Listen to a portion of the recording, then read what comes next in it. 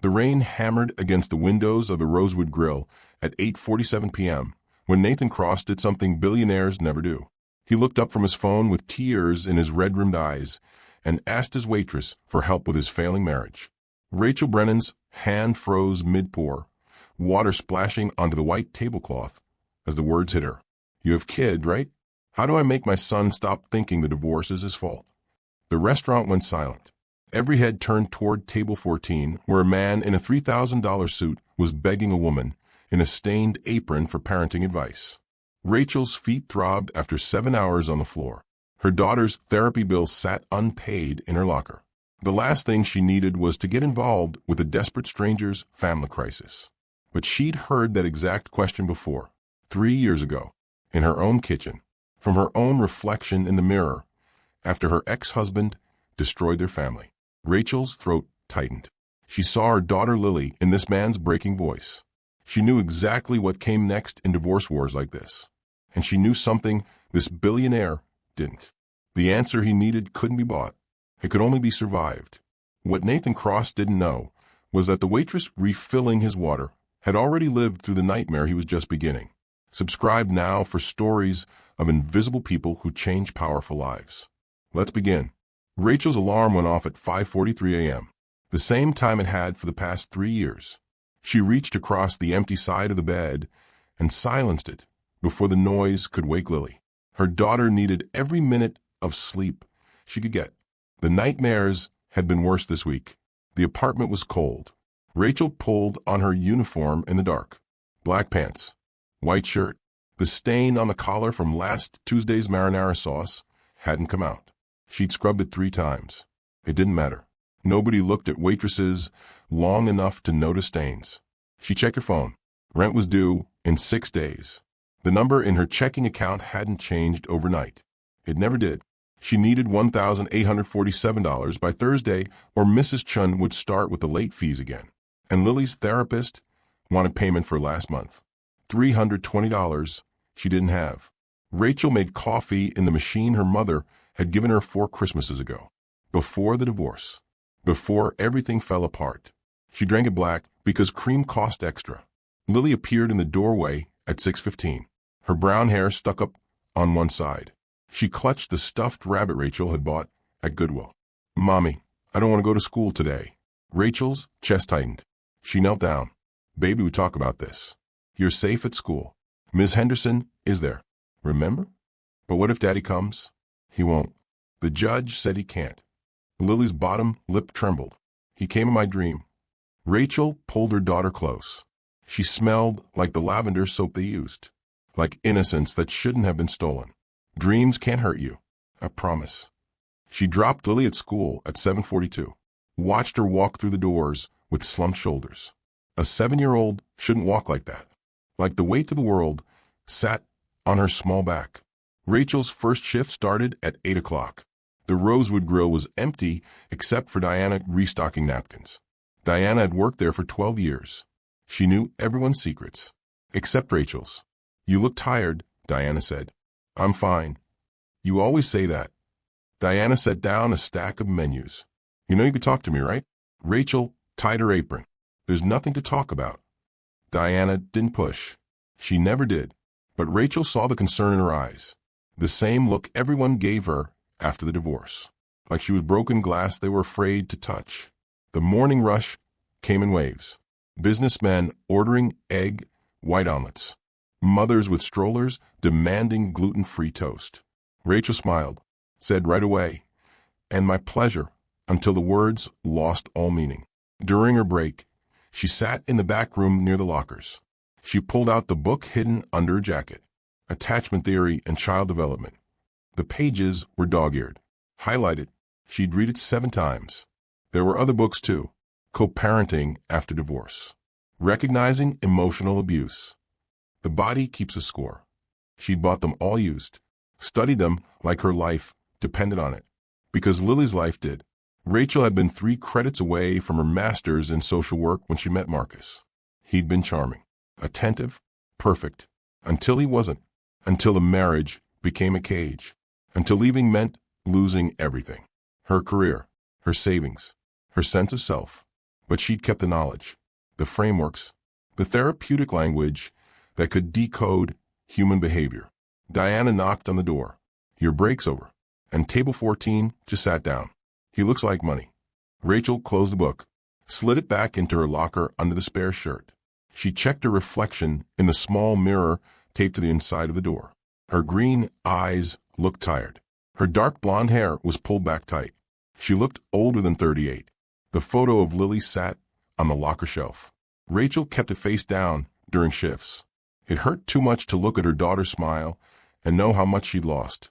Table 14 was Nathan Cross. Rachel knew the type before she reached him. Expensive watch, custom suit, phone in hand like a lifeline. He radiated wealth the way fire radiated heat. Impossible to miss. Good evening.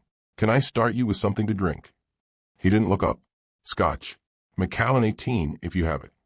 We do. And water. Sparkling. Rachel wrote it down. His phone buzzed. She saw the name flash on the screen. Owen. The call went to voicemail. Nathan's jaw clenched. She brought the drinks. He'd ordered the ribeye, the most expensive item on the menu. It sat in front of him now untouched. Growing cold. Nathan Cross hadn't slept in 3 days. His son Owen had called twice tonight already. Both times crying. Both times asking why Daddy didn't love them anymore. Both times Nathan had frozen, unable to find words that wouldn't make it worse. Miranda had filed for divorce 8 months ago. She'd moved out 6 months ago. The custody battle started 4 months ago. Nathan had thought money would solve it. He'd thought lawyers and therapists and child psychologists would fix what was broken. He'd thought wrong. Owen was 8 years old. He'd stopped eating, started wetting the bed again. His teacher called last week. Owen had told his class that his daddy was mean, that his daddy made mommy cry. None of it was true, but Owen believed it. Nathan had built a tech empire worth $900 million. He'd revolutionized cloud computing, employed 4,000 people. But he couldn't help his own son. The custody hearing was in 6 weeks. Miranda wanted full custody. Her lawyers were ruthless. They'd painted Nathan as an absentee father, a workaholic who chose money over family. Some of it was true. Most of it was strategy. Nathan's phone buzzed again. Owen. He answered this time. Daddy. The small voice cracked something in Nathan's chest. Hey, buddy. You okay? I had a bad dream. Mommy said you're too busy to talk to me. Nathan's hand tightened around the phone. I'm never too busy for you. She said you don't want us anymore. She said that's why you left. Owen. That's not. The line went dead. Miranda had taken the phone. Nathan stared at his plate. The steak swam in front of his eyes. He'd paid $68 for food he couldn't eat.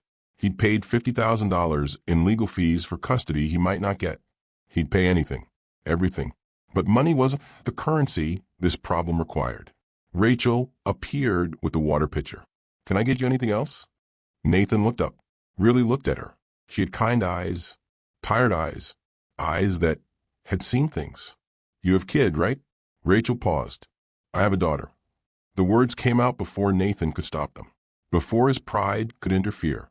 How do I make my son stop thinking the divorce is his fault? Rachel's hand stopped mid-pour. Water splashed onto the white tablecloth. She set the pitcher down carefully. The restaurant had gone quiet. Other tables were watching now. She could walk away. Should walk away. This wasn't her problem. She didn't know this man, didn't owe him anything. But she'd been where his son was, and she'd been where he was. Desperate, drowning, grasping for anything that looked like a life preserver. Rachel pulled out her order pad, wrote something down, tore off the page, and set it in front of Nathan. You start by admitting you don't have all the answers. That's what I told my daughter. Nathan stared at the paper.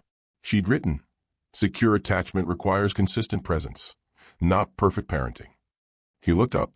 What is this? Attachment theory. Bowlby's work from the 1950s. Your son needs to know you're there, not that you're perfect. How old are you? Nathan stopped. Recalculated. You're a waitress. Rachel's jaw tightened. I'm also a mother who survived a custody war. She picked up the pitcher and walked away before he could respond. Nathan sat frozen. He pulled out his phone, Googled Bowlby attachment theory.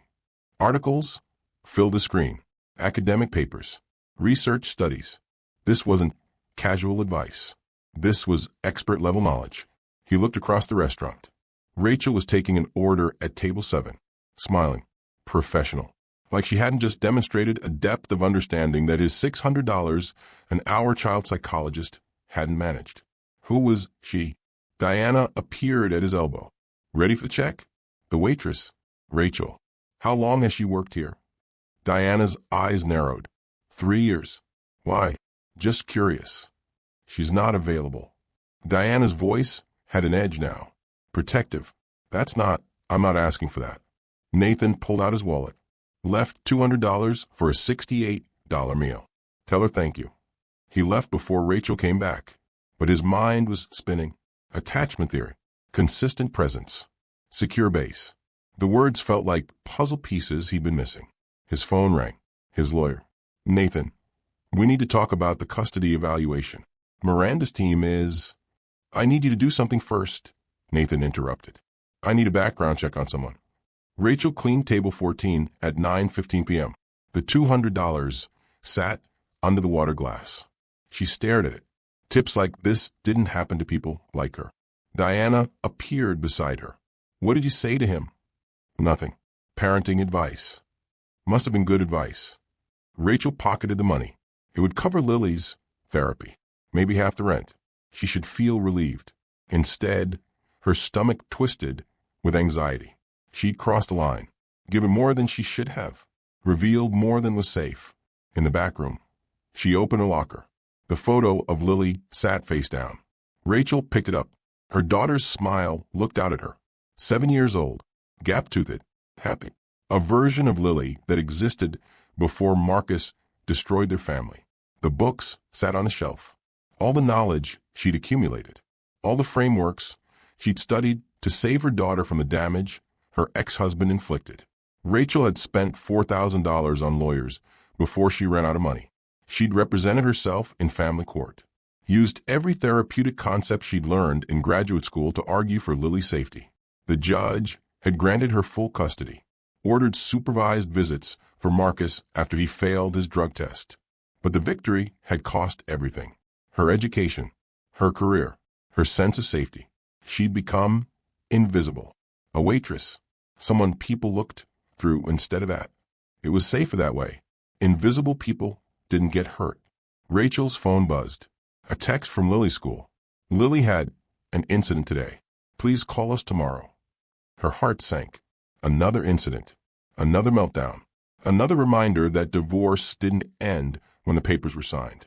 It lived in her daughter's nightmares, in her anxiety, in her fear that the people she loved would disappear. Rachel locked her locker. The photo stayed face down. She couldn't fix every broken family. She could barely keep her own together. But Nathan Cross's desperate question echoed in her mind. How do I make my son stop thinking the divorce is his fault? The same question she'd asked herself 1,000 times. If you've ever felt invisible, this story is for you. Subscribe. Nathan Cross walked into the Rosewood Grill at 6:30 p.m. the next evening. He wasn't alone. Rachel saw them from across the restaurant. The man in the expensive suit and the small boy with red eyes who looked like he'd been crying for hours. Her chest tightened. She knew that look. She'd seen it in her bathroom mirror on Lily's worst nights. Diana nudged her. Table 14 again. He asked for your section. Rachel's hands went cold. I can't. Can't or won't. Diana, I can't get involved with. Too late. They're sitting down. Rachel grabbed her order pad. Her fingers shook. She'd spent 3 years building walls, keeping distance, staying invisible. One conversation with a desperate billionaire shouldn't have been enough to tear them down. But here he was, with his son, and Rachel knew exactly what he was going to ask. She approached the table. The boy sat hunched in his chair. He wore a Spider-Man shirt. His dark hair was messy. He clutched a Nintendo Switch like it was the only solid thing in a liquid world. Good evening. Rachel kept her voice steady. Professional. What can I get you? Oh, and this is Rachel. She's the person I told you about. The boy didn't look up. Nathan's face was drawn, exhausted. Can we talk? Privately? Rachel glanced around the restaurant. I'm working. Please. 5 minutes. She should say no, should tell him to hire a therapist, should protect herself and her carefully reconstructed life. Instead, she heard herself say, "My break is in 20 minutes." Nathan nodded. "We'll wait." Rachel took their order on autopilot. Chicken tenders for Owen. Nothing for Nathan. She brought water, bread, watched from across the restaurant as Nathan tried to engage his son in conversation. Owen didn't respond, just stared at his device. His small shoulders were tight, defensive. Rachel knew that posture. Lily had perfected it during the worst months. The "I'm fine, leave me alone, I'm dying inside" posture that children learned when their worlds collapsed. 20 minutes felt like 20 hours. Rachel's break came. She walked to table 14, sat down across from Nathan. Owen didn't acknowledge her. "Thank you for this," Nathan said. "I haven't done anything yet. You helped last night. More than you know." He gestured to his son. "Owen has been having a hard time with the divorce.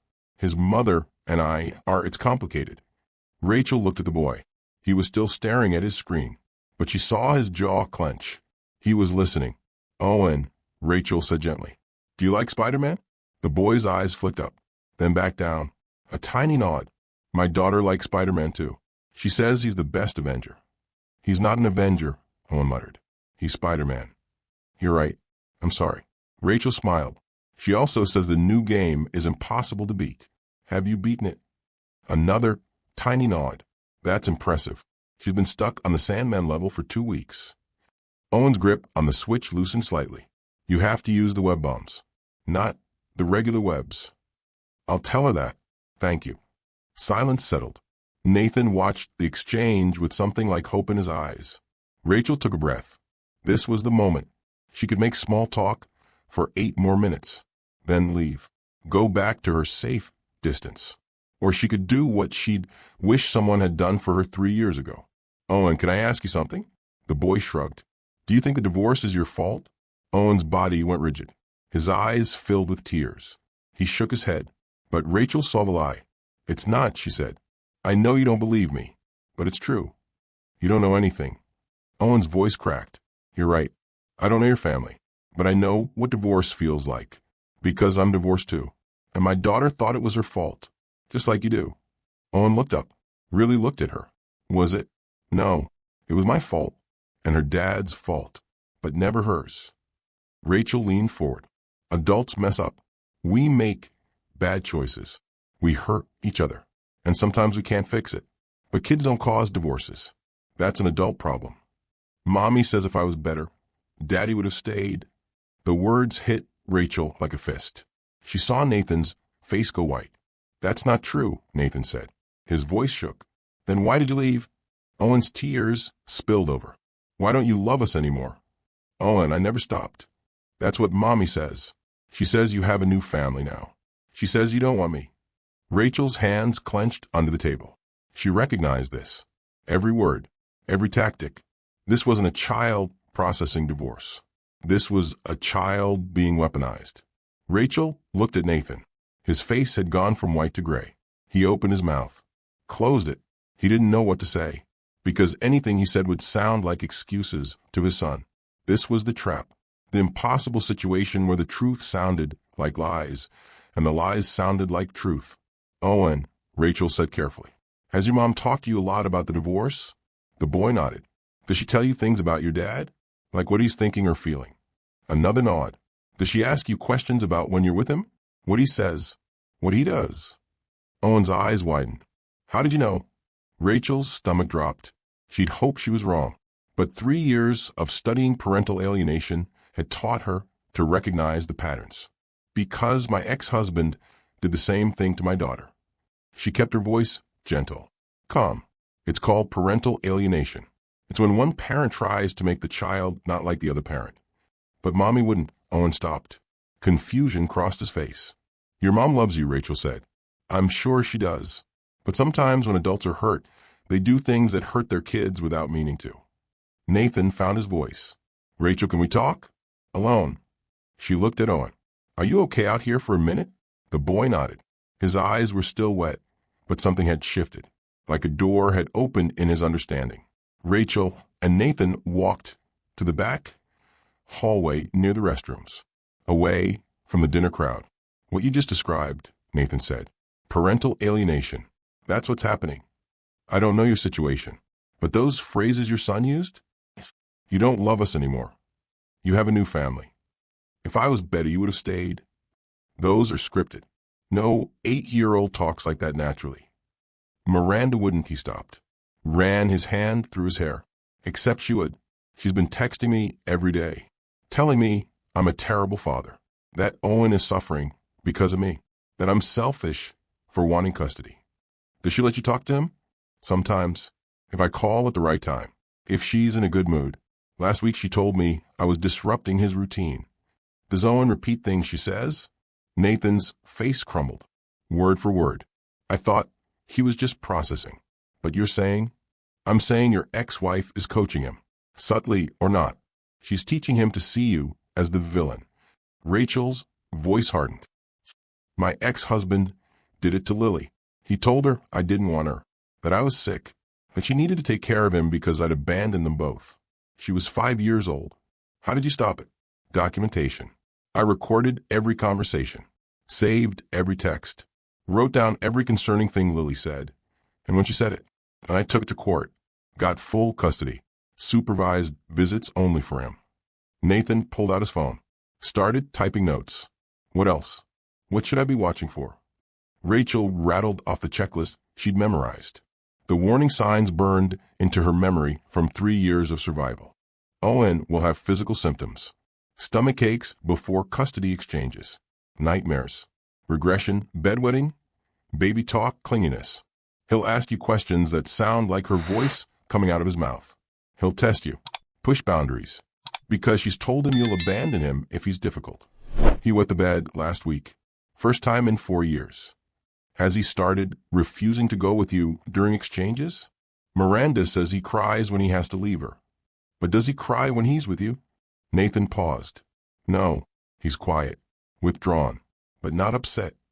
That's the tell. He's been taught to perform for her, to show distress so she can rescue him.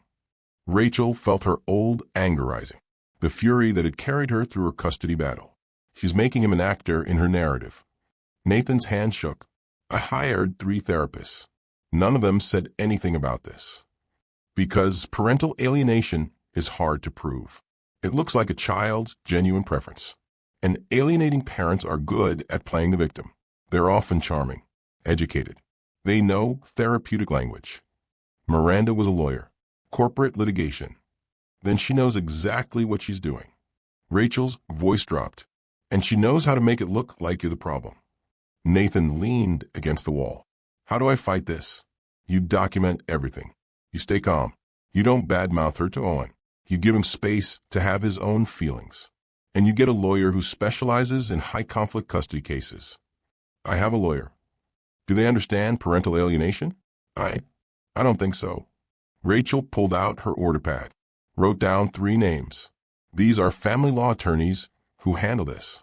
They're expensive, but you can afford expensive. She handed him the paper. Their fingers brushed. Nathan stared at her. Why are you helping me? Because someone should have helped me. Rachel's throat tightened. And because that little boy deserves better than being used as a weapon. They walked back to the table. Owen had ordered dessert from another waitress. He looked up when they approached. His eyes were clearer now, less clouded. Hey, buddy, Nathan said. We need to head home soon. Okay.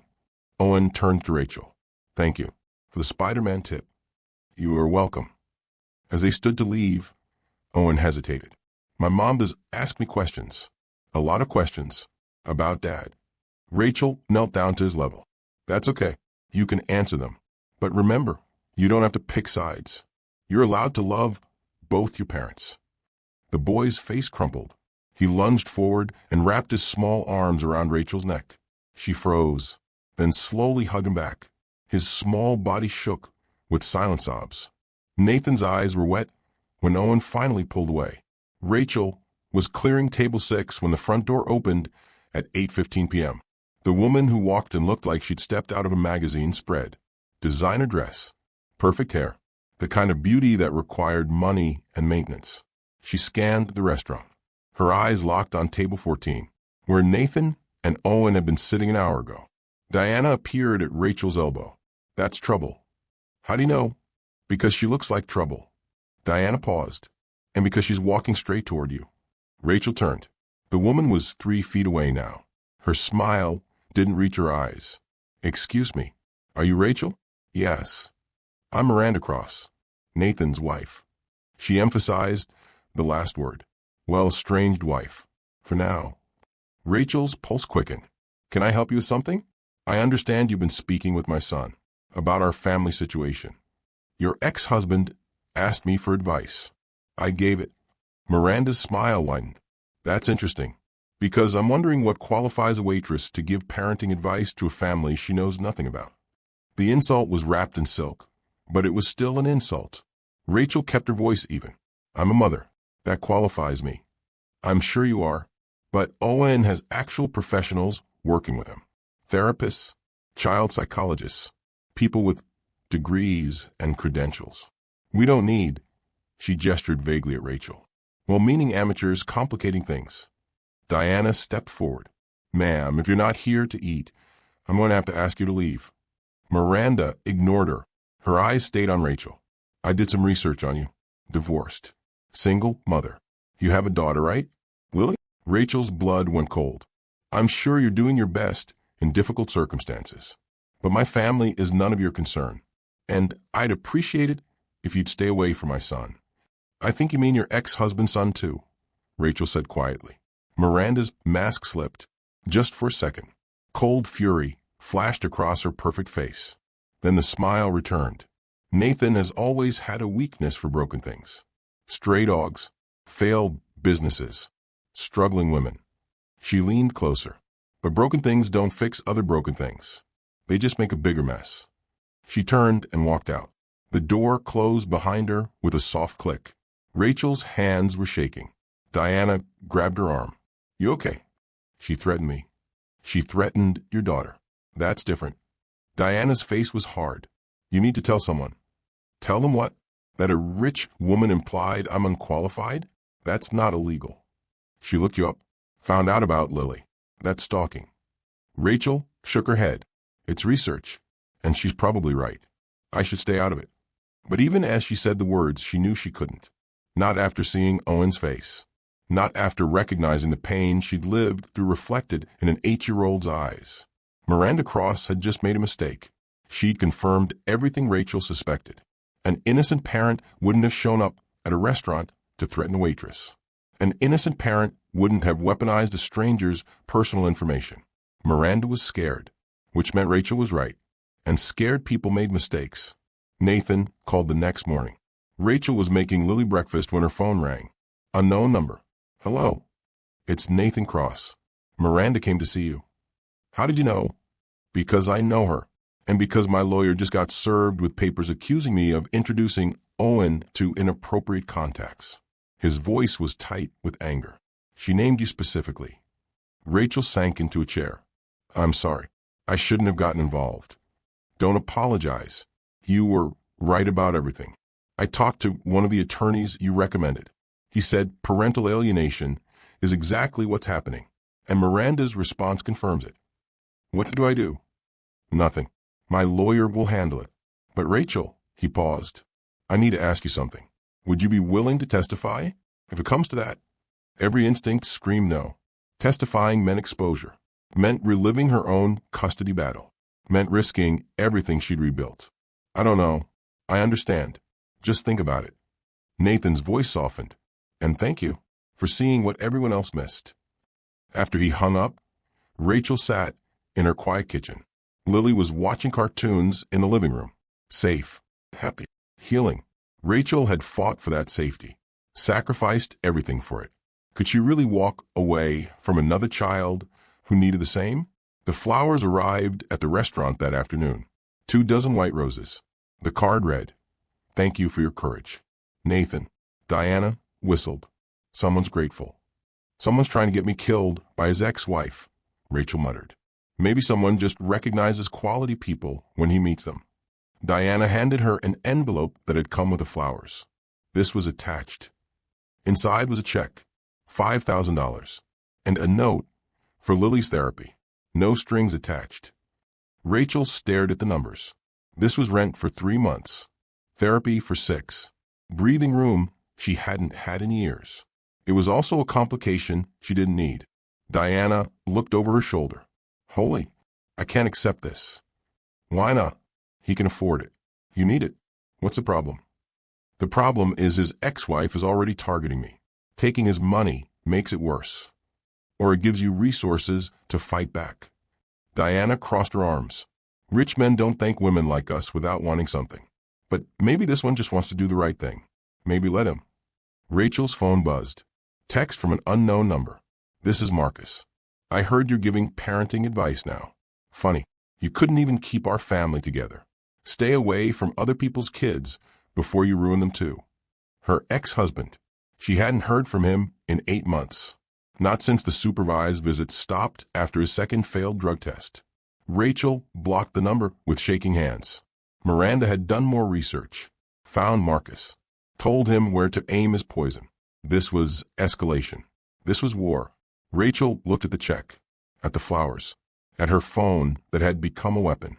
She thought of Owen's small arms around her neck, his desperate hug, his tearful question. Was it my fault? Diana was right. This wasn't about the money. It was about resources, about fighting back, about refusing to let broken children stay broken when she had the knowledge to help them. Rachel took a photo of the check, deposited it through her banking app. Then she texted Nathan, I'll testify, but we need to talk about strategy.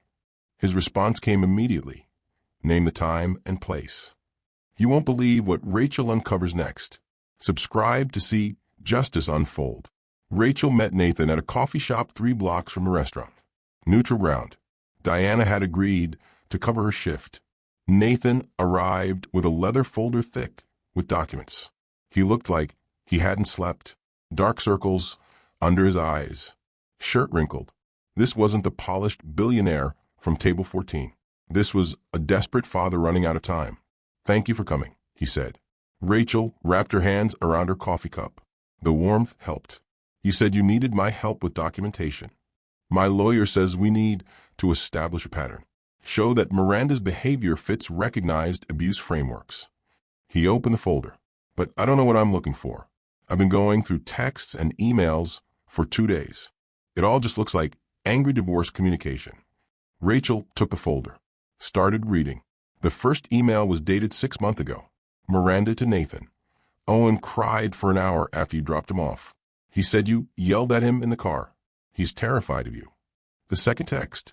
Owen refuses to eat when he comes home from your place. Whatever you're feeding him is making him sick. The third message. Your son asked me why you don't love him anymore. I didn't know what to say. How could you abandon us like this? Rachel's hands tightened on the pages. She knew these words, had seen them before, in her own inbox, from her own ex-husband. These are textbook, she said quietly. Textbook what? Emotional abuse patterns, specifically parental alienation techniques. Rachel pulled out her phone, opened her notes app. She kept every framework, every therapeutic model, every pattern she'd learned to recognize. Look at the structure. She's doing 3 things in every message. First, she's attributing false statements to Owen. He said you yelled. He asked why you don't love him. Second, she's creating false health crises. He cried for an hour. He refuses to eat. Third, she's making you the villain in a story where she's the rescuer. Nathan stared at the emails. I never yelled at him, and he eats everything I give him. I know, but Owen doesn't know that. Because every time he goes back to her, she rewrites what happened. She tells him how he felt, what he experienced, what you did. Rachel's voice hardened. Eventually, he believes her version instead of his own memory. That's insane. That's gaslighting. And it works, especially on children. Rachel pulled out a worn notebook from her purse.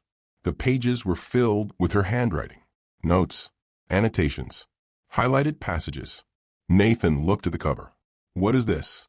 My grad school research, from before I got married. Rachel's throat tightened. She hadn't shown these to anyone.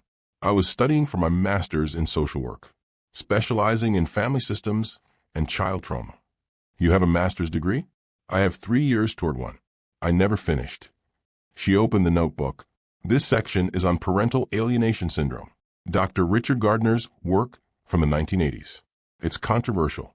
Courts don't always accept it, but the patterns are real. She pointed to a list she'd written years ago. Parental alienation red flags. 1. Denigration campaign. Constant bad-mouthing of targeted parent. 2. Weak, frivolous rationalizations for the criticism. 3. Lack of ambivalence. Child sees alienated parent as all bad. 4. Independent thinker phenomenon. Child claims opinions are their own. 5. Reflexive support of alienating parent. 6. Absence of guilt about cruel treatment of targeted parent. 7. Borrowed scenarios. Child uses adult language/concepts. 8.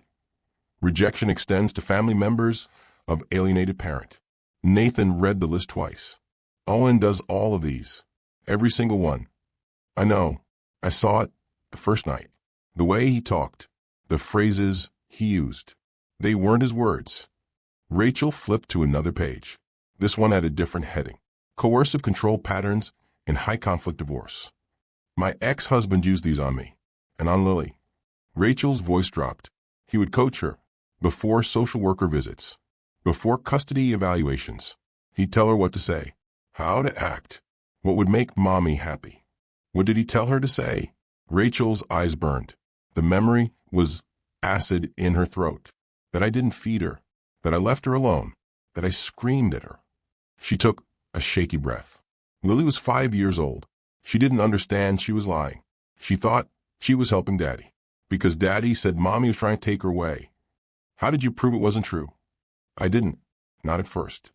Rachel closed the notebook. The first custody evaluation recommended splitting time 50-50. The evaluator said I seemed overly anxious and Marcus seemed appropriately concerned. They'd believed him. Because alienators are good at playing the victim. What changed? Marcus got sloppy. Started coaching Lily in front of witnesses. His mother heard him. She testified against him. Then he failed the drug test. Then another. The judge finally saw through it.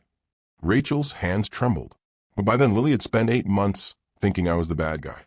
Thinking her father was the only one who loved her. It took 2 years of therapy to undo that damage. Nathan's face had gone pale. Miranda's doing the same thing to Owen. Yes, and she won't get sloppy. She's too smart, too controlled. Rachel met his eyes. But we can still prove it. We just need to document the right things. She pulled out her order pad. Started writing. The same frameworks she'd used to save Lily. The same battle strategy she'd learned the hard way. You need to start recording everything. Not just texts and emails. Voice memos after every interaction. Write down what Owen says, word for word. Note the date, time, context. Look for patterns in the language. What patterns? Adult concepts and child words. Things like you abandoned us. You chose work over family. You're selfish. No 8-year-old thinks in those terms naturally. Those are Miranda's words coming out of his mouth. Nathan pulled out his own notebook. Started writing frantically. Also document Owen's behavior. Sleep patterns. Eating habits. Mood before and after custody exchanges. Physical symptoms, stomach aches, headaches, bedwetting. Alienated children often have psychosomatic responses to the stress. Rachel flipped to another page in her notebook. This is the documentation template I used. It's organized by category. Verbal statements, behavioral observations, third-party witnesses, physical evidence. She tore out the page, handed it to Nathan. Copy this. Use it for every interaction. Build a timeline. Show the escalation. Nathan stared at the template like it was a life raft. This is Rachel. This is battlefield strategy. Yes, because that's what this is. A war. Rachel's voice was cold, hard. The voice of someone who'd survived combat. And Miranda has been fighting it longer than you have. She's had 8 months to alienate Owen. You're behind. You need to catch up fast. How? You become boring. Predictable. You don't react to her provocations. You stay calm. You document. You let her escalate while you stay steady. Rachel leaned forward. Alienators need drama. They need you to look unstable. Don't give her ammunition. What if Owen believes I don't care? If I don't react to Miranda's accusations? Owen's not watching your fights with Miranda. He's watching how you treat him. You show up, you're consistent, you're patient. You don't badmouth his mother. You give him space to have complicated feelings. Rachel's voice softened. That's what I did with Lily. I let her be angry with me. I let her miss her dad. I didn't force her to choose. Eventually, she figured out the truth on her own. Nathan's eyes were wet. How long did it take? 2 years. But Lily was younger, and Marcus was obviously unstable. Miranda's more sophisticated. This could take longer. I don't have longer. The custody hearing is in 6 weeks. Then we make those 6 weeks count. Rachel stood up. I need to get back to work. But Nathan, she paused. Find out who Miranda's nanny is. The one who wanted to talk.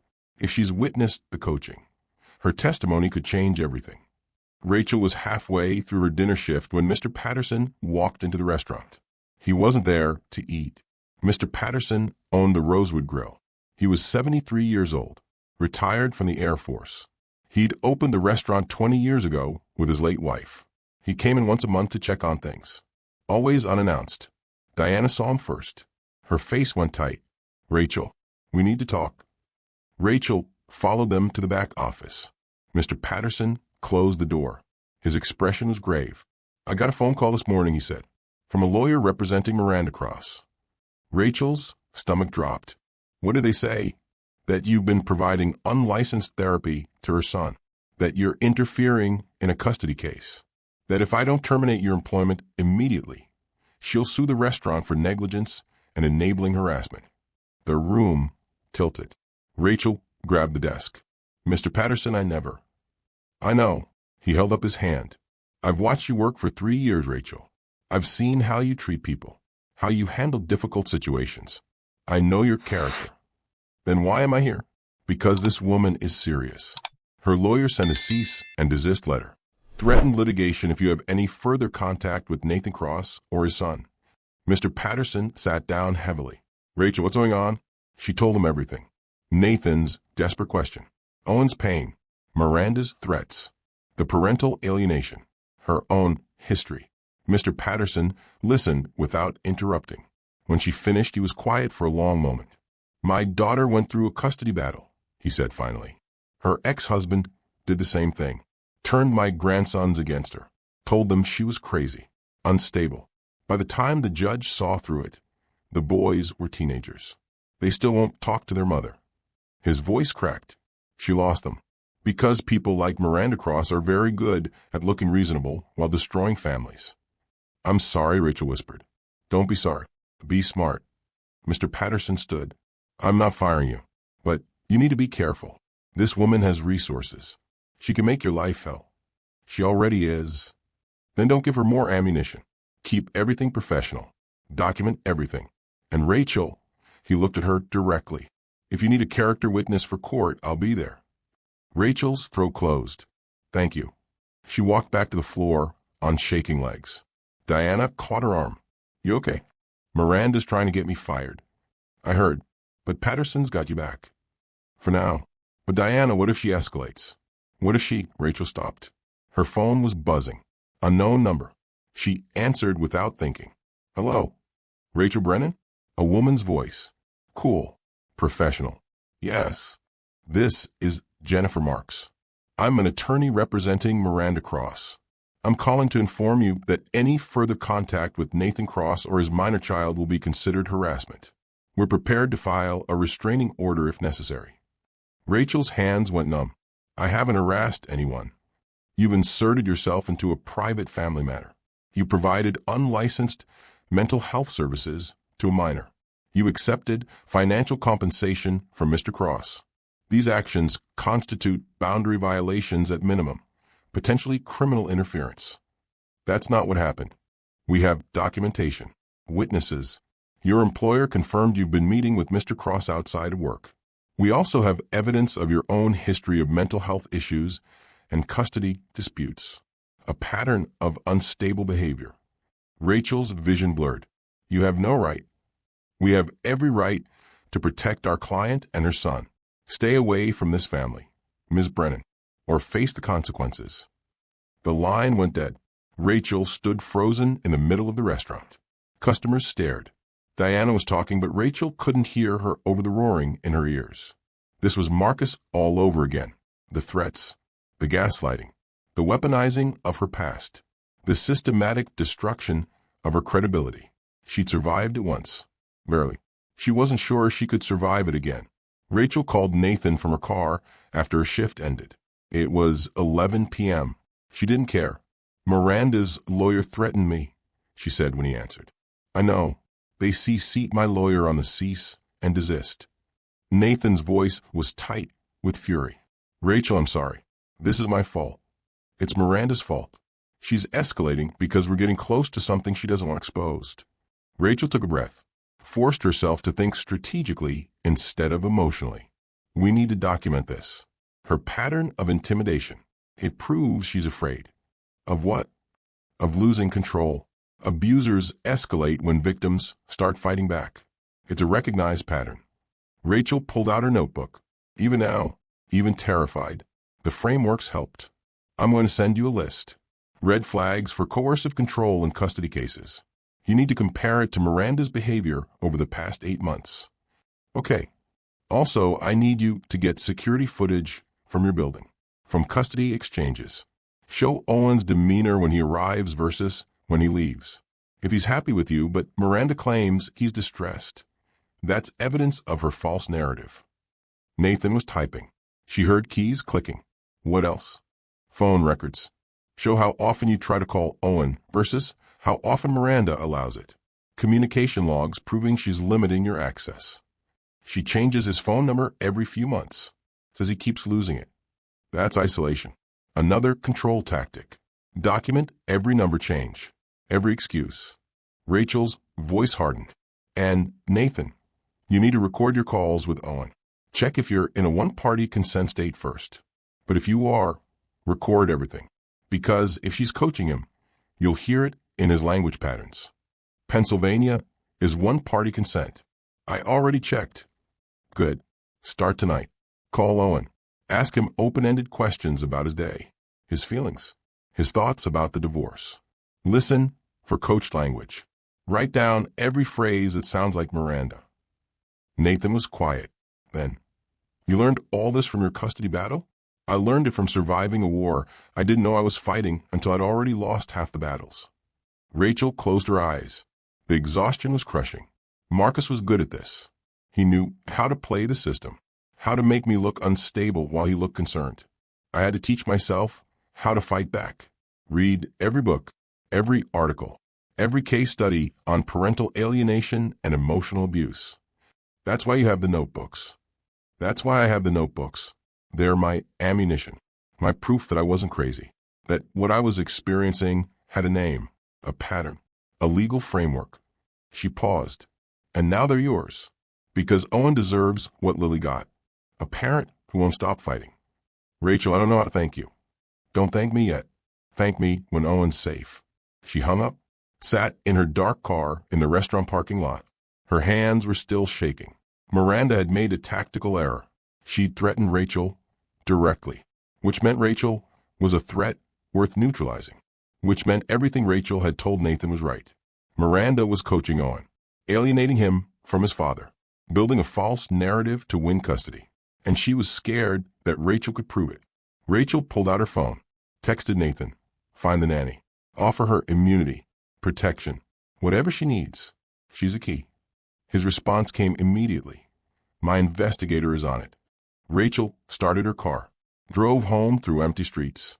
Tomorrow she'd call her own lawyer, start building her defense against Miranda's threats. But tonight she'd hold Lily.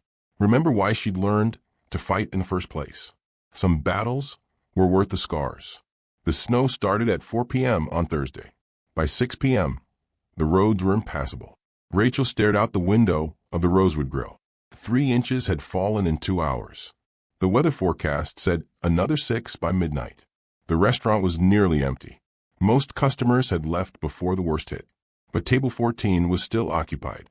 Nathan and Owen had arrived at 5:30 for an early dinner. Now they were trapped, just like Rachel. Diana wiped down the bar.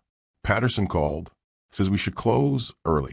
Anyone who can't get home safely can stay here. How many staff are stuck? You, me, and Carlos in the kitchen. Diana glanced at table 14. And your billionaire friend with his kid. Rachel's stomach twisted. Forced proximity with Nathan and Owen. While Miranda's lawyers were breathing down her neck. This was a disaster. But Owen was 8 years old, and the roads were dangerous. She couldn't send them out in this. She walked to table 14. The roads are closed. We're going to be here a while. Nathan looked up from his phone. How long? Plows won't run until it stops snowing.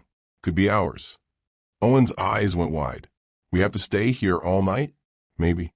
Is that okay? The boy looked at his father, then back at Rachel. I guess. The restaurant felt different with only 6 people in it. Quieter, more intimate. Rachel helped Diana move tables to create a comfortable space. Carlos brought out food from the kitchen. They settled in to wait out the storm. Owen played his switch on the floor. Nathan made phone calls to his assistant. Rachel tried to read, but couldn't focus. At 8 p.m., Owen's phone rang. Rachel saw the name flash on the screen. Mom. Nathan's jaw tightened. He nodded at Owen. Go ahead, answer it. Owen walked to the far corner of the restaurant. Rachel couldn't hear the conversation, but she watched Owen's body language shift. His shoulders hunched. His voice got small. When he came back, his eyes were red. What did your mom say? Nathan asked gently. She's mad. She says I should be home. She says you did this on purpose. Owen, I didn't make it snow. I know, but she says you should have checked the weather. She says you're irresponsible. Nathan's hands clenched, but his voice stayed calm. I'm sorry you're stuck here, but we're safe. That's what matters. Owen didn't respond, just curled up on the bench seat, pulled his knees to his chest. Rachel saw the hurt in Nathan's eyes, the helplessness. She felt the same thing 1,000 times with Lily. When Marcus's poison made her daughter pull away. When love wasn't enough to break through the false narrative. She sat down next to Owen. You okay? He shrugged. It's hard being stuck somewhere unexpected. My mom's really mad. I bet. Moms worry when plans change. Rachel kept her voice neutral, not defending Nathan, not criticizing Miranda, just acknowledging. But your dad's right. You're safe. That's the important part, I guess. Do you want to help me make hot chocolate? Carlos has the good kind in the kitchen. Owen looked up. The kind with the tiny marshmallows? The exact kind. They made hot chocolate together. Owen measured the cocoa powder. Rachel heated the milk. Carlos added whipped cream and way too many marshmallows. Owen smiled, a real smile, the first Rachel had seen. They brought mugs back to the table. Nathan's eyes were grateful when Rachel handed him one. At 9 p.m., Diana set up a movie on the restaurant TV, some animated film about talking cars. Owen sat on the floor to watch. Nathan sat next to Rachel on the bench. Thank you, he said quietly. For what? For being here, for knowing what to say to him. I didn't say anything, just made hot chocolate. You made him smile. Miranda can't do that anymore. She's too busy making him anxious. Rachel watched Owen laugh at something on screen. He's a good kid. He used to be happier. Before the divorce. Before Miranda started. Nathan stopped. I didn't see it happening. The alienation. I thought he was just adjusting, processing. I didn't realize she was systematically turning him against me. Most parents don't. Alienators are subtle. They frame it as protecting the child, supporting them through trauma. Rachel took a sip of cocoa. My ex-husband convinced everyone I was unstable, that Lily needed protection from me. It took months to prove otherwise. How did you keep going? When everyone believed him. I didn't have a choice. Lily needed me to fight, even when she didn't know it. Rachel's voice dropped. There were nights I wanted to give up, let Marcus win, walk away from the whole nightmare. But then I'd see Lily's face, and I'd remember what I was fighting for. Nathan looked at Owen. I'm terrified I'll lose him. You won't. Not if you keep showing up. Keep being consistent. Keep being the safe parent while Miranda creates chaos. You really think we can prove what she's doing? I think truth has a way of coming out. Eventually. Rachel met his eyes. But it takes time and patience and documentation. Lots and lots of documentation. Nathan pulled out his phone. I called Owen 3 times this week. Miranda answered twice and said he was busy. The third time, Owen answered and sounded scared, like he'd get in trouble for talking to me. Did you record it? Yes, per your instructions. Good. That's evidence of parental interference. Keep collecting it.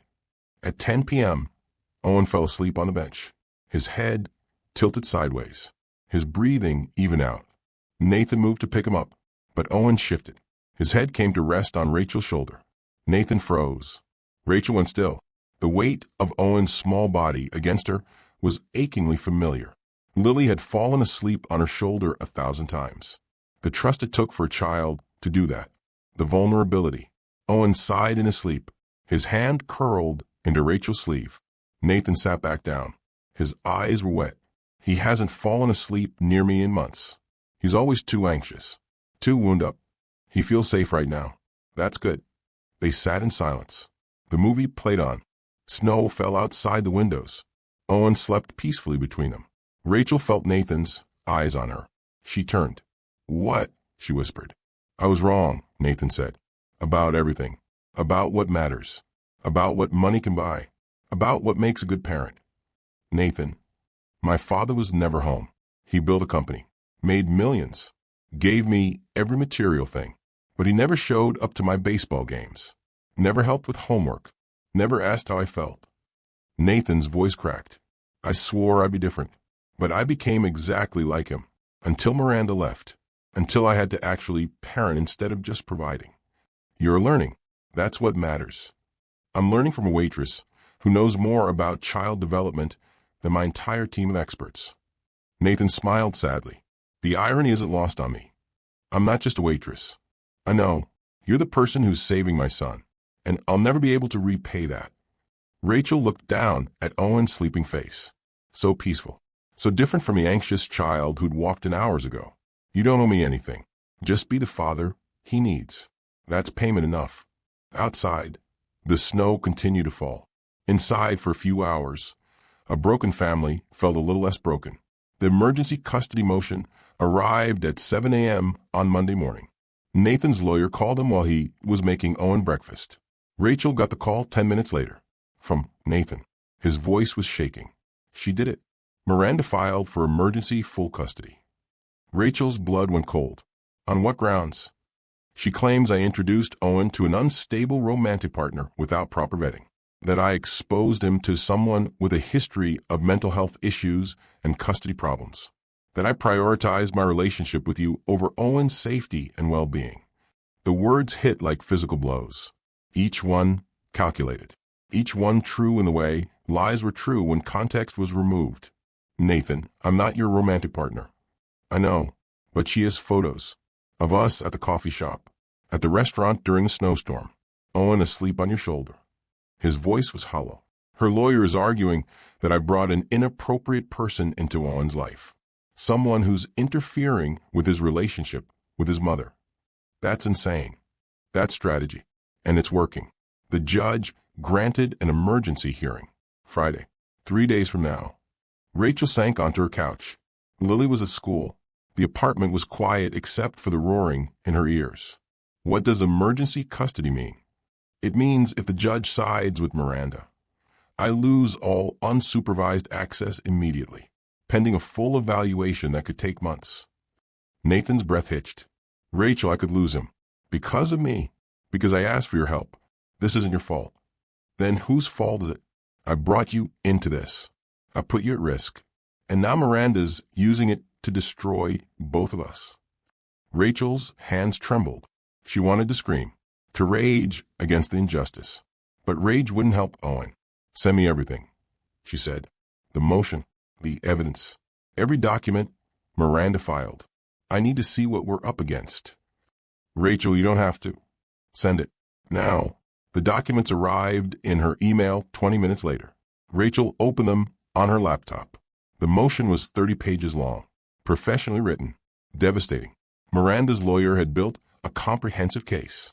Photos of Rachel and Nathan together. Documentation of the $5,000 check. Testimony from the restaurant staff who'd witnessed their conversations. Even the flowers Nathan had sent. But worse were the character attacks. Miranda had obtained Rachel's divorce records, her ex-husband's allegations, the custody battle details. She twisted every fact, made Rachel's survival look like instability, made her protection of Lily look like parental alienation.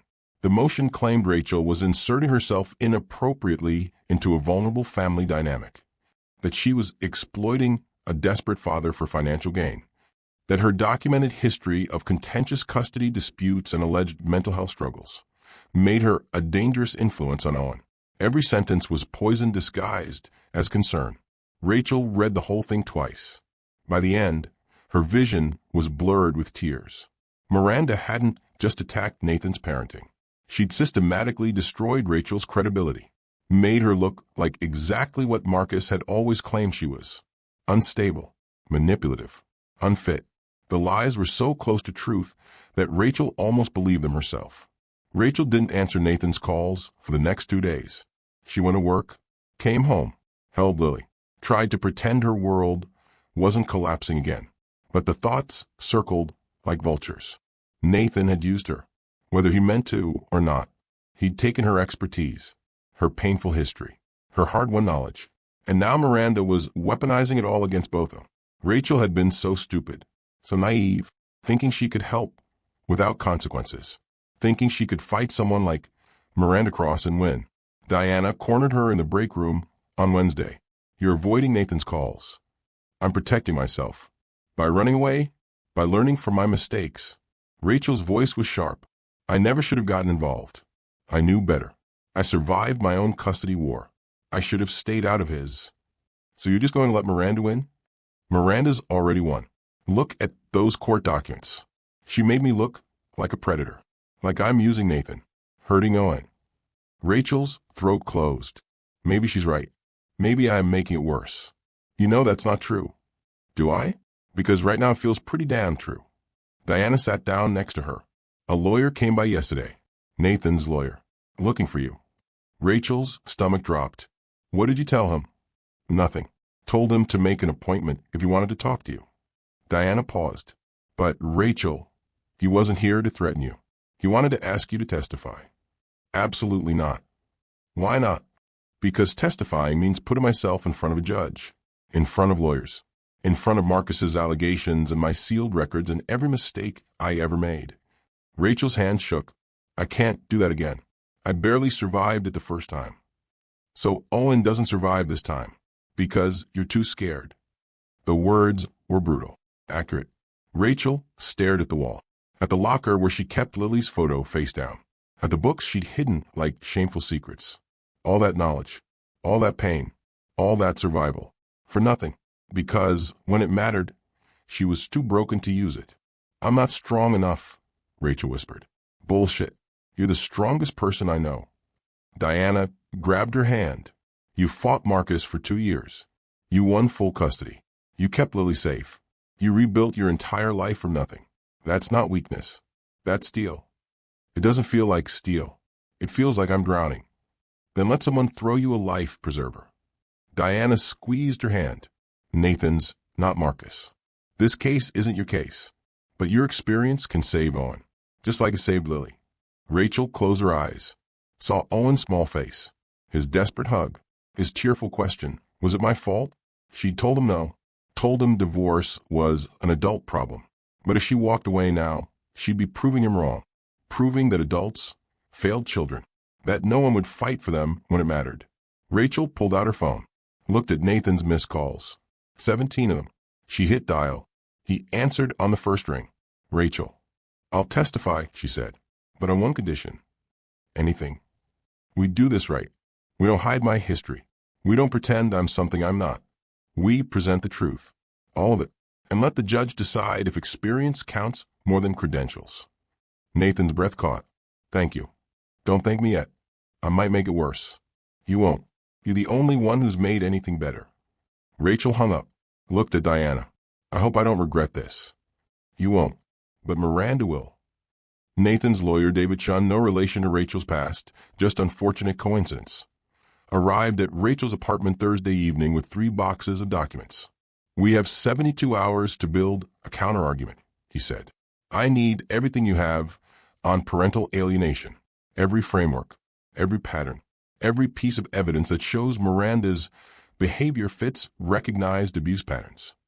Rachel pulled out her notebooks, the worn pages filled with grad school research, highlighted passages, annotations in the margins. David stared at them. How long have you been studying this? 10 years. Longer if you count my graduate coursework. Rachel spread the notebooks across her kitchen table. This section is Gardner's original research on parental alienation syndrome. This is Warshak's work on attachment disruption.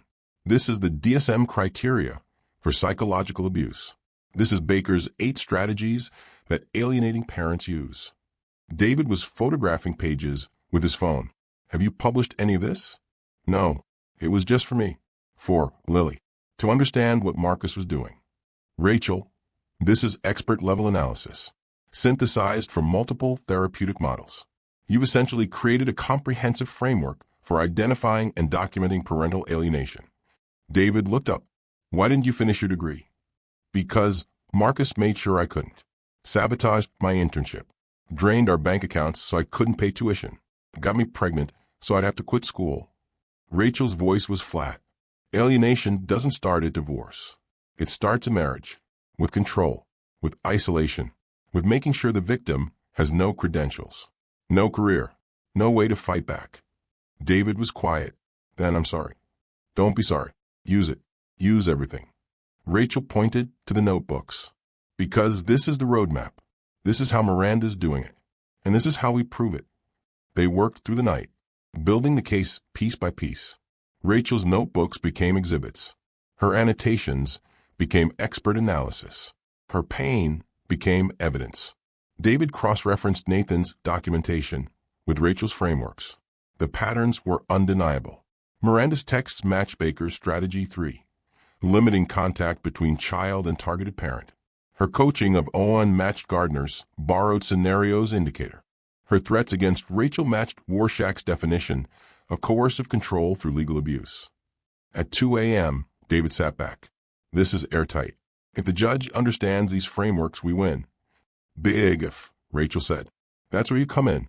You'll testify as an expert witness by experience. Not credentials. Experience. Rachel's stomach twisted. Miranda's lawyer will destroy me. Probably. But you'll tell the truth. And the truth is that you survived exactly what Owen's going through. You learned to recognize it. And you're trying to save another child from the same damage. David met her eyes. That's not weakness. That's expertise. Rachel's phone buzzed. Text from Diana. Miranda was at the restaurant tonight, asking questions about you. Creepy ones. I recorded her. Rachel showed David the text. Tell her to send the recording. Now. The audio file arrived 10 minutes later. Rachel hit play. Miranda's voice smooth as silk. I'm trying to understand Rachel's relationship with my husband. How often do they meet? Does she seem unstable? Does she talk about her daughter's issues? Diana's voice cold. I don't discuss my coworkers' personal lives. I'm concerned for my son. If Rachel has mental health problems, if she's inappropriate with Nathan, I need to know. For Owen's safety. Rachel is the most stable person I know, and the only inappropriate thing happening is you stalking her. Miranda's voice hardened. I'm protecting my child. No, you're destroying everyone who threatens your control. The recording ended. David was grinning. That's perfect. Miranda establishing a pattern of harassment, trying to build a false narrative about Rachel's mental health, demonstrating exactly the coercive control behaviors we're arguing she uses on Owen and Nathan. Can we use it in court? Pennsylvania is one-party consent. Diana can testify to the conversation. And this recording proves Miranda's consciousness of guilt. She's targeting Rachel because Rachel is exposing her tactics. Rachel felt something shift in her chest. Hope. Small. Fragile. But real. At 4 a.m., Nathan's investigator called. I found the nanny. She'll testify. David put the phone on speaker. What does she have? Everything. Video of Miranda coaching Owen before custody evaluations. Audio of Miranda telling Owen that his father doesn't love him. Documentation of Miranda instructing Owen to cry during exchanges. Dates. times. Specific incidents over 8 months. Rachel's breath caught. Why is she coming forward now? The investigator's voice was grim. Because Miranda fired her 2 days ago when she refused to lie in court. The nanny's pissed. And she's got receipts. David was typing frantically. Get her deposition scheduled for tomorrow morning. We file it with our response motion by 5 p.m. The pieces were falling into place. Rachel's research, Diana's recording, the nanny's testimony, Nathan's documentation. Miranda had built a web of lies, but lies were fragile when truth had evidence. Rachel's therapy group met Thursday night. She almost didn't go, but Dr. Walsh had texted, "You need community right now. Come." The group was 6 women, all survivors of high-conflict divorces, all rebuilding their lives. Rachel had been attending for 2 years. These women knew her story, had witnessed her healing, had celebrated Lily's progress. Tonight, she told them about Owen, about Miranda, about the custody hearing tomorrow. When she finished, the room was silent. Then Linda spoke. Linda was 62, grandmother of 3. She'd lost custody of her kids 30 years ago to an abusive husband who'd convinced the court she was unfit. She'd only reconnected with them as adults. "You have to testify," Linda said. "Not for Nathan, for Owen. Because 30 years from now, that little boy needs to know someone fought for him." "I'm terrified," Rachel whispered. "Good. Fear means it matters." Linda leaned forward. "But you survived, Marcus. You won Lily back. You rebuilt your life. Miranda Cross doesn't know who she's dealing with." Maria, another group member, pulled out her phone. "I'm a paralegal. I know family court judges. I'll make calls, find out who's hearing the case, what they respond to." Another woman, Susan, said, "I'll write a character witness statement about your growth in group, your parenting, your stability." One by one, each woman offered something. Testimony, letters, child care for Lily during the hearing, moral support. Rachel's eyes burned. "You don't have to." "Yes, we do," Dr. Walsh said, "because you've shown all of us what survival looks like. Now let us show you what community looks like." Rachel got home at 9 p.m. Lily was asleep at Diana's apartment next door. The living room was quiet. She sat on the couch, opened her laptop, stared at the court documents one more time. Her phone buzzed. Text from Lily. And Diana showed me the phone. "Mommy, are you helping that little boy? The one who's sad like I was?" Rachel's throat closed. She texted back, "Yes, baby, I'm trying." Lily's response came immediately. "You help me. You can help him. You're the bravest person I know." Rachel pressed the phone to her chest. Tears spilled down her cheeks. She'd spent 3 years hiding, being invisible, protecting herself and Lily from more pain. But Lily didn't need her to be invisible. Lily needed her to be brave. Rachel pulled out her notebook, the one with all her research, all her frameworks, all her pain turned into knowledge. Tomorrow she would walk into a courtroom, face Miranda's lawyers, expose her history, risk everything she'd rebuilt. But tonight she would prepare, because Owen deserved what Lily had gotten, a parent, even a borrowed one, who wouldn't stop fighting. Rachel began writing her testimony, the truth, all of it, the graduate school, the marriage, Marcus's abuse, the custody battle, Lily's trauma, the years of study, the frameworks she'd learned, the patterns she'd recognized, her story, Owen's story, the same story told across different families, and how love, stubborn, strategic, informed love, could break the cycle. At midnight, she sent the testimony to David Chin. His response came immediately. "This is powerful. This wins." Rachel didn't know if he was right, but she knew she'd done everything she could. The rest was up to truth and hope and the belief that justice sometimes recognized expertise that didn't come with a diploma. The courtroom was smaller than Rachel expected. Fluorescent lights, worn wooden benches, the kind of place where families came to break apart or stay together. Rachel sat in the witness chair at 9:47 a.m. Her hands were folded in her lap to keep them from shaking. Miranda sat 3 rows back, perfectly composed in a cream-colored suit. She looked like innocence itself. Nathan's lawyer, David Chun, approached. "Ms. Brennan, can you state your occupation for the record?" "I'm a waitress at the Rosewood Grill and a mother." "Do you have any professional credentials, in child psychology or family therapy? Rachel's throat tightened. No, I have 3 years of graduate coursework toward a master's in social work. I never completed the degree. Miranda's lawyer smirked. Rachel saw it from the corner of her eye. But you studied parental alienation extensively? Yes, for 10 years, since my own custody battle. Rachel pulled out her notebooks, set them on the ledge in front of her. These contain my research. Frameworks from Gardner, Warshak, Baker, and others. Patterns I learned to recognize when my ex-husband tried to alienate my daughter from me. David picked up the first notebook. Can you explain what parental alienation is? It's when one parent systematically undermines the child's relationship with the other parent through coaching, false narratives, emotional manipulation. The goal is to make the child reject the targeted parent without legitimate justification. And you believe Miranda Cross is doing this to Owen? I don't believe it. I recognize it. Rachel's voice steadied. This was familiar ground. Owen uses language no 8-year-old uses naturally. You abandoned us. You don't love me anymore. If I was better, you would have stayed. Those are adult concepts. Miranda's concepts. Coming out of his mouth. Objection. Miranda's lawyer stood. This witness is not qualified to diagnose anything. The judge looked at Rachel. Ms. Brennan, do you claim to be providing a professional diagnosis? No, Your Honor. I'm providing testimony based on lived experience and extensive self-directed study. Rachel met the judge's eyes. I survived what Owen is experiencing.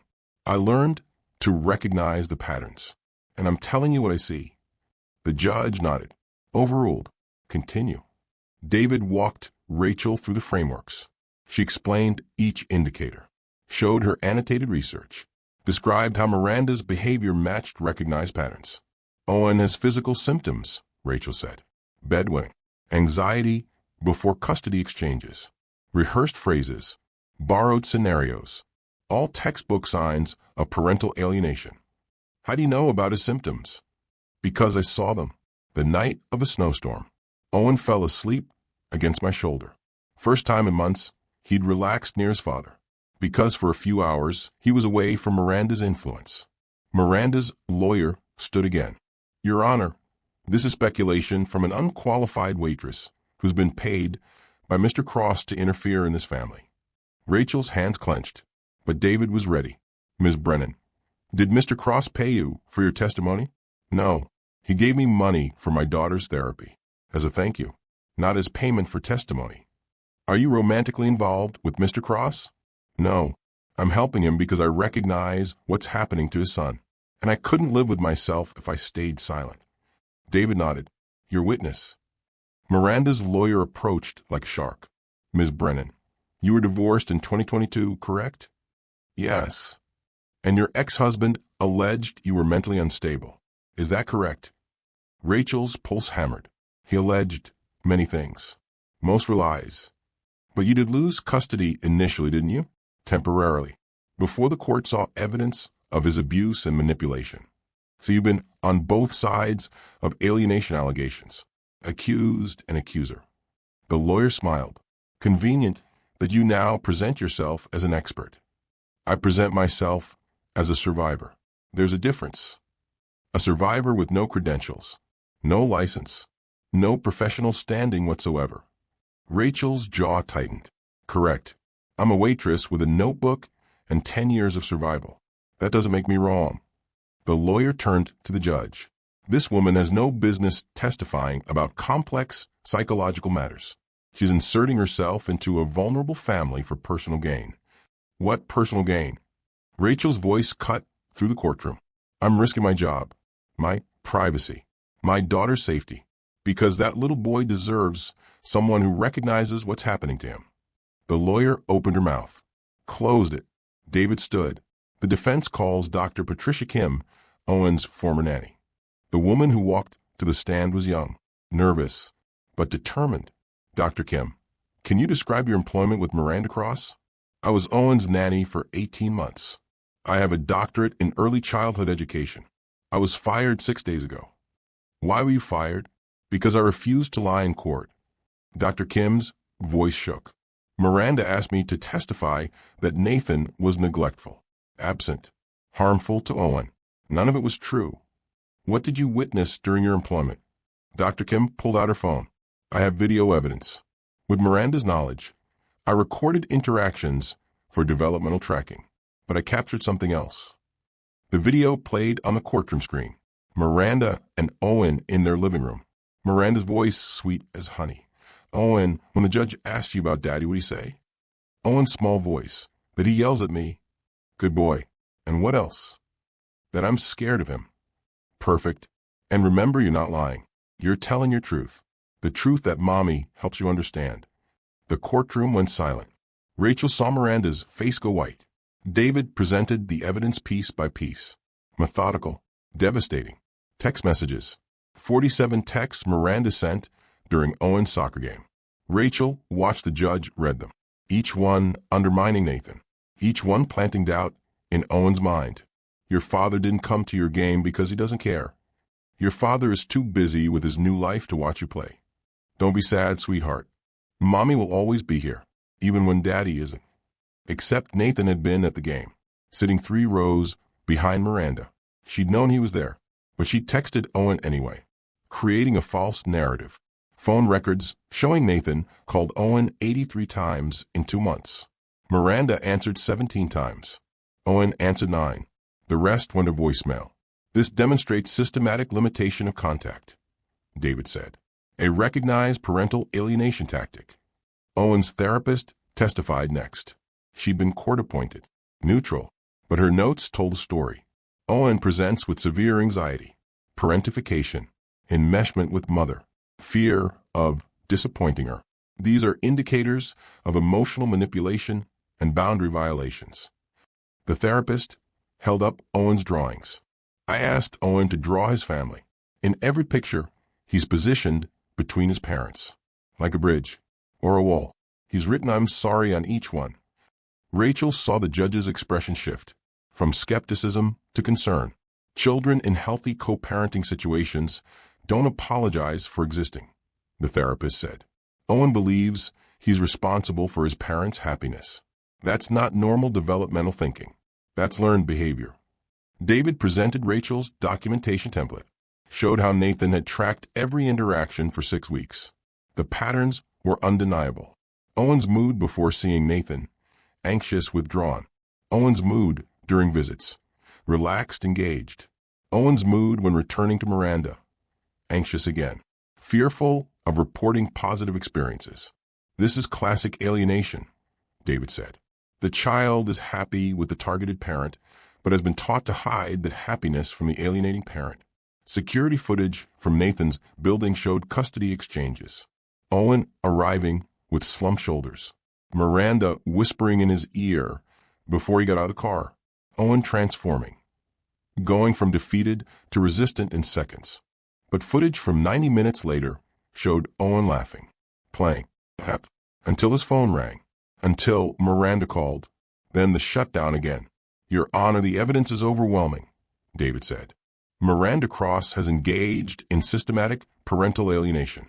She's coached her son, limited contact, created false narratives, and punished Owen for loving his father. Miranda's lawyer fought back. This is cherry-picked evidence, a desperate father's attempt to discredit a protective mother. But the judge was reviewing the nanny's video again, watching Miranda coach Owen to lie. The evidence spoke louder than any argument. The judge set down her glasses at 2:15 p.m. The courtroom held its breath. I've reviewed all the evidence. Testimony from Ms. Brennan, Dr. Kim's recordings, Mr. Cross's documentation, Owen's therapist notes, and I've reached a conclusion. Rachel's hands gripped the bench in front of her. Ms. Brennan, you're correct that you lack formal credentials, but lived experience is valid evidence, especially when it's supported by extensive self-directed research and corroborated by professional witnesses. The judge looked directly at Rachel. Your testimony was credible, informed, and crucial to understanding this case. Rachel's eyes burned. The judge had listened, had seen past the lack of degrees to the truth underneath. The evidence clearly demonstrates that Miranda Cross has engaged in parental alienation. The coaching video alone is damning, but combined with the phone records, text messages, and Owen's documented anxiety, the pattern is undeniable. Miranda's face crumpled. Her lawyer whispered urgently in her ear, "I'm ordering joint physical custody, 50-50 time sharing, mandatory co-parenting therapy for both parents, and individual therapy for Owen with a new therapist who specializes in parental alienation recovery." The judge's voice hardened. "If Ms. Cross continues to interfere with Mr. Cross's relationship with Owen, I will revisit custody. Am I clear?" "Yes, Your Honor," Miranda's lawyer said quietly. Nathan's shoulders shook. He pressed his hands to his face. Relief, gratitude, overwhelming emotion. The judge continued. "Mr. Cross, your documentation was exemplary. Your willingness to listen to Ms. Brennan's expertise, regardless of her job title, shows good judgment. Continue that pattern." "I will, Your Honor. Thank you." The judge stood. "This hearing is adjourned." Rachel stood on shaking legs. Diana, who'd been sitting in the back, rushed forward and hugged her. The therapy group members who'd come to watch surrounded her with quiet support. Nathan approached slowly. His eyes were wet. "Rachel, you won. Owen won. Because of you." Nathan's voice cracked. "Rachel Brennan saved my son with wisdom I couldn't buy, and I'll spend the rest of my life making sure people know that." He held out his hand, not a handshake, an invitation. "Will you stand with me? When I tell Owen the news, he should see the person who fought for him." Rachel looked at Nathan's outstretched hand, at the hope in his eyes, at the future where Owen would be safe and loved and free from manipulation. She took his hand. Yes. They walked out of the courtroom together, past Miranda, who wouldn't meet their eyes, past the lawyers gathering their papers, past the witnesses who'd made truth possible, into the hallway where Owen waited with Nathan's sister. The boy looked up, saw his father's face, saw Rachel beside him. "Dad, we won, buddy. You're going to spend equal time with both of us, and no one's going to make you choose anymore." Owen ran forward, crashed into Nathan's arms, then reached for Rachel, pulled her into the hug. The three of them stood in the courthouse hallway, broken pieces, forming something new, not a family, but something equally precious. Truth, justice, and the fierce love of people who refuse to give up. If this fight for truth moved you, subscribe for 3 new stories weekly. Rachel's office overlooked the Rosewood Grill from the 3rd floor of the community center building. She could see the restaurant's outdoor seating, the window where she'd watched rain fall the night Nathan asked his desperate question. Her waitress uniform hung in a frame on the wall, a reminder, a trophy, proof that invisible work had visible value. The plaque beside it read, "Rachel Brennan, MSW, LCSW, Family Systems Specialist." She'd finished her degree in 4 months. Intensive coursework. Nathan had funded the tuition. Refused to take no for an answer. "You saved my son. Let me help you help others." Now Rachel ran parenting workshops every Thursday evening. High-conflict divorce recovery on Saturdays. Support groups for alienated parents on Tuesdays. The waiting list was 47 people long. Her desk held 3 photos now. Lily, grinning gap-toothed in her soccer uniform. Lily and Owen at the park last weekend. Both kids laughing. And the old photo, the one Rachel used to keep face down. Lily at 5 years old. Before the trauma. Before Marcus. Before everything broke. That photo sat face up now. Visible. Acknowledged. Healed. Rachel's phone buzzed. Text from Nathan. Owen's therapist says he's made incredible progress. Anxiety down 60%. He asked if he could call you to share his good news. She smiled. Texted back. Anytime. Always. The door opened. Lily walked in carrying 2 coffees from the shop downstairs. She was 8 now. Taller. Confident. Thriving. And Diana says hi. She sent cookies. Lily set the coffee on Rachel's desk. "Mom, are you ready for your workshop tonight?" "Almost. Just reviewing notes." "Is it about parental alienation again?" "Yes, baby." "Why?" Lily shrugged. "Because you're really good at teaching people about it. Like, you made something bad into something that helps people. That's cool." Rachel's throat tightened. "Thank you, sweetheart." Also, Owen texted. He says his dad is teaching him to code, and his mom actually said it was nice that he has a skill. Lily grinned. Progress, right? Right. Lots of progress. Miranda had complied with the custody order, attended co-parenting therapy, stopped the overt alienation. The covert stuff still happened. Small digs, subtle undermining. But Nathan documented everything, and Owen was learning to recognize manipulation when he saw it. It wasn't perfect. It would never be perfect, but it was better, and better was enough. Rachel looked out her window, saw Diana leaving the restaurant after her shift, saw Mr. Patterson locking up for the night, saw the life she'd lived for 3 years, the invisible life that had taught her everything she needed to know. She didn't miss waitressing, but she'd never regret it either. Some education didn't come from classrooms.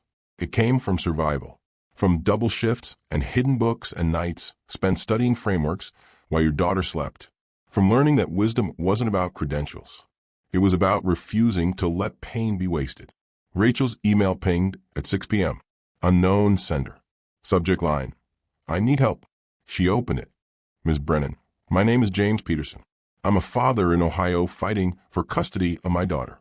My ex-wife is doing exactly what you described in your testimony. Coaching my daughter, limiting contact, creating false narratives. I've read the court transcripts. I've studied your frameworks. Can you help me? Rachel stared at the screen. This was the 5th email this week, the 20th this month. One case had become 100. One child had become thousands. The work was just beginning. Her phone rang. Nathan's lawyer. Rachel, Miranda filed an appeal. Claims the judge was biased. We need you to testify again. Rachel closed her eyes. Of course Miranda appealed. Alienators didn't stop because they lost once. They stopped when every avenue was exhausted. When's the hearing? 3 months. Can you do it? Rachel looked at Lily, at the framed uniform, at the emails from desperate parents. Yes, I can do it. The fight wasn't over. It might never be over. But Rachel had learned something in that courtroom 6 months ago. Invisible people became visible when they refused to stay silent. Invisible people changed the world. The workshop started at 7 p.m. 15 parents filled the community center room, mostly fathers, a few mothers, all wearing the same expression Rachel remembered from her own mirror 3 years ago. Desperate, exhausted, terrified they were losing their children to lies they couldn't fight.